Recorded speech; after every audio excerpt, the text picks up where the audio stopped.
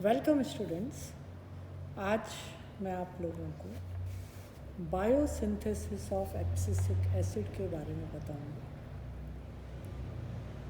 Abscisic acid, इसके history of discovery और structure के बारे में मैं आप लोगों को ऑलरेडी बता चुका हूँ। इसका बायोसिंथेसिस जो कि क्लोरोप्लास्ट एंड साइटोप्लाज्म दोनों में ही होता है। मैक्सिमम इसका बायोसिंथेसिस क्लोरोप्लास्ट में होता है। इसका बायोसिंथेसिस स्ट्रेस कंडीशन में, जब हमारे प्लांट जो है ब्रॉड या बहुत फ्रीजिंग टेम्परेचर पे होता है, तब इसका बायोसिंथेसिस बहुत फास्ट होता है। इसका बायोसिंथेसिस रूट्स में, एंडोस्पर्म में एट्सेट्रा में होता है। इसके बायोसिंथेसिस के दो मेन है, एक तो डायरेक्ट बायोसिंथेसिस, एक इनडायरेक्ट बायोसिंथेसिस। जो इनडायरेक्ट बायोसिंथेसिस होता है वो कैरोटीनॉइड्स के ऑक्सीडेशन से होता है। कैरोटीनॉइड्स आपको पता है दो तरह के होते हैं, कैरोटीन्स एंड जेंथोफिल्स। तो जो कैरोटीन है वो पहले जेंथोफिल में चेंज होगा and then abscisic acid will form. जब इसका क्लोरोप्लास्ट में कैरोटीन के ऑक्सीडेशन से होता है तो स्टार्टिंग मटेरियल मैं आप लोगों को बता ही चुकी हूँ, जिब्रेलिन बायोसिंथेसिस में isopentenyl pyrophosphate 5 carbon active compound होता है। इसका स्ट्रक्चर मैं बता चुकी हूँ आपको। तो स्टार्टिंग इसमें होता है isopentenyl pyrophosphate. Isopentenyl pyrophosphate change होता है बीटा कैरोटीन में। बीटा कैरोटीन का ऑक्सीडेशन फिर होता है जियाजेंथिन में, देन एंथ्राजेंथिन में, देन वाइलोजेंथिन में, देन नियोजेंथिन में एंड देन 9,6 नियोजेंथिन।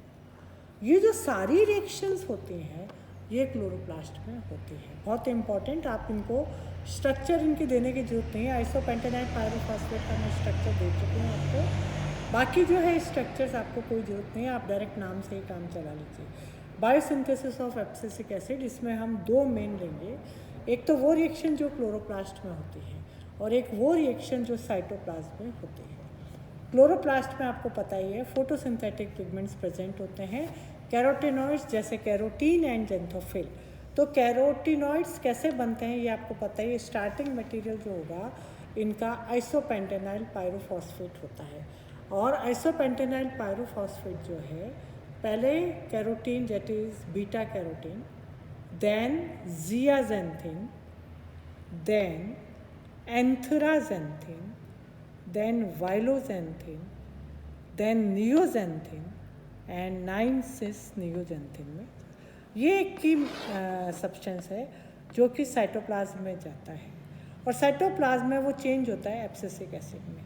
इसे कैसे होता है ये मैं आपको नेक्स्ट जब मैं आपको बताऊंगी कि मेवोलिनिक एसिड से कैसे हमारा एब्सिसिक एसिड बनता है। अब आप देखिए साइटोप्लाज्म में जब ये जाता है तो इसका आइसोमराइजेशन एंड ऑक्सीडेशन दोनों होता है and it changes into first aldehyde form that is abscisic acid ना होकर abscisic aldehyde, then alcohol and then ultimately उसका ऑक्सीडेशन होता है and it changes into abscisic acid.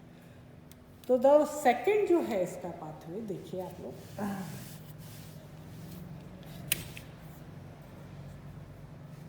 ये जो है बायोसिंथेसिस ऑफ एब्सिसिक एसिड जो कि मेवोलिनिक एसिड से स्टार्ट हुआ है।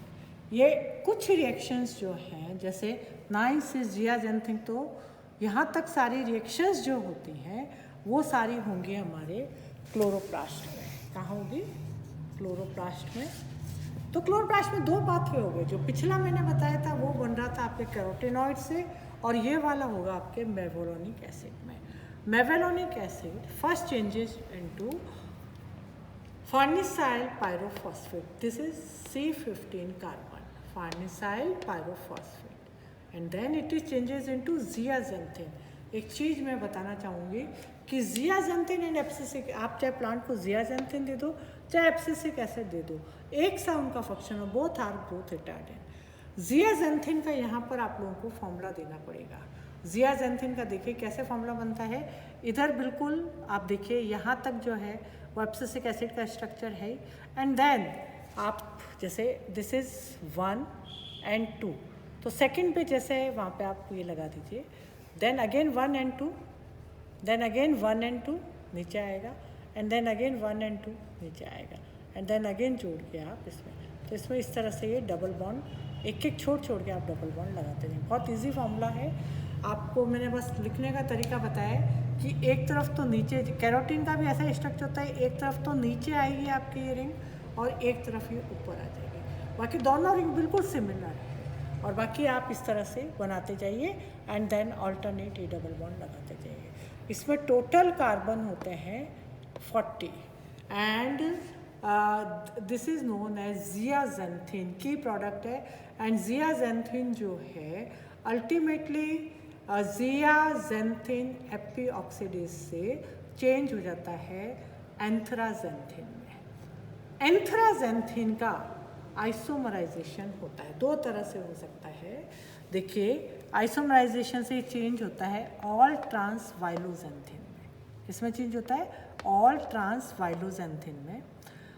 ये जो वाइलोजेंथिन है इसमें अगर आइसोमराइजेशन ऑफ डबल बॉन्ड होता है तो it will form 9 cis violaxanthin. Then अगर इसका डबल बॉन्ड का पहले नहीं आइसोमराइजेशन हो रहा है, ऑल ट्रांस जो हो रहा है, तो अगर ये चेंज होता है नियोजेंथिन में, तो आप देखिए ये जो वाइलोजेंथिन है ये या तो नियोजेंथिन में चेंज हो सकता है और या फिर 9 cis वाइलोजेंथिन में चेंज होता है। ये 9 cis वाइलोजेंथिन में कैसे चेंज होता है, जब इसमें डबल बॉन्ड का क्या होता है आइसोमराइजेशन, और जब सिंपल आइसोमराइजेशन होता है तो चेंज होता है नियोजेंथिन में।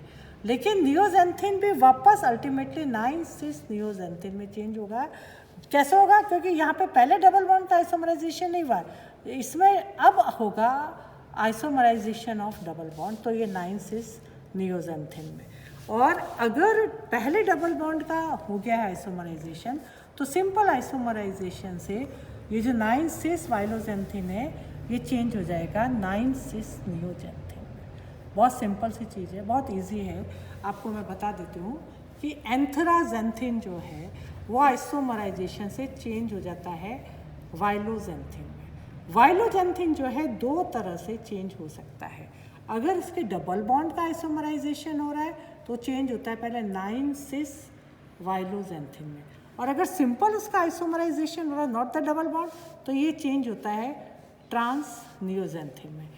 इसमें ट्रांस नियोजेंथिन में अगर डबल बॉन्ड का बाद में आइसोमराइजेशन होता है तो इट चेंजेस इनटू 9 cis नियोजेंथिन, और इसमें जो है सिंपल आइसोमराइजेशन होता है तो ये भी वापस 9 cis नियोजेंथिन में चेंज होता है। कहने का मतलब ये है कि एंथ्राजेंथिन से वाइलोजेंथिन बन रहा है और वाइलोजेंथिन से 9 cis नियोजेंथिन बनता है। अब क्या होता है कि नेचुरली इसमें एक एंजाइम काम करता है जिसको हम कहते हैं डाईऑक्सीजिनेज एंजाइम होता है, और इसमें ऑक्सीडेशन एंड आइसोमराइजेशन दोनों होता है। ऑक्सीडेशन एंड आइसोमराइजेशन जब दोनों होता है तो नेचुरली, मैं पहले भी बता चुकी हूँ, पहले एल्डिहाइड बनता है, एब्सिसिक एल्डिहाइड। कैसे, लाइक एब्सिसिक एसिड का बनाइए आप, एंड देन यहाँ पर जो एसिड आना चाहिए उसकी जगह aldehyde, and again then oxidation होगा and it changes into abscisic acid. बहुत ही सिंपल सा है, सिर्फ याद करने का आप लोग वे समझ लीजिए। मेरे से दो तरह के पाथवे हैं। पहला पाथवे मैं आपको बता चुकी हूँ जो कि कैरोटीनॉइड्स के ऑक्सीडेशन से बनता है। कैरोटीन जो है वो चेंज होता है जियाजेंथिन में, एंड जियाजेंथिन इस वास्तव में की प्रोडक्ट है जो बिल्कुल एब्सिसिक एसिड की तरह काम करता है। दूसरा पाथवे जो है वो है मेवेलोनिक एसिड से। पहले वो चेंज होता है C15 कार्बन में, दैट इज़ फर्निसाइल पायरोफॉस्फेट में, देन जियाजेंथिन। जियाजेंथिन बिल्कुल चेंज होता है एंथ्राजेंथिन में, एंड एंथ्राजेंथिन जो है वो वाइलोजेंथिन में चेंज होता है। वाइलोजेंथिन में या तो पहले डबल बॉन्ड का ऑक्सीडेशन आइसोमराइजेशन होता है एंड देन सिंपल आइसोमराइजेशन से नियाजेंथिन होता है, या फिर वाइलोजेंथिन जो है सिंपल आइसोमराइजेशन से पहले बनाता है neoxanthin, and then it changes into 9-cis neoxanthin. ये सारी रिएक्शन जो है ये नेचुरली क्लोरोप्लास्ट में होती है। Then it goes to cytoplasm. Cytoplasm में ऑक्सीडेशन एंड आइसोमराइजेशन दोनों होता है, और जिससे ये चेंज होता है एल्डिहाइड में, एंड एल्डिहाइड का नेचुरली ऑक्सीडेशन होगा तो आपके एब्सिसिक एसिड बन जाएगा। So this is about biosynthesis of abscisic acid. And मैं इसका फोटोग्राफ प्लस PDF दोनों शेयर कर लूँगी, और शायद आप लोगों को ये समझ में आ जाए। नहीं आता समझ में तो मेरे को पर्सनली कॉल करके आप लोग पूछ सकते हो। Thank you.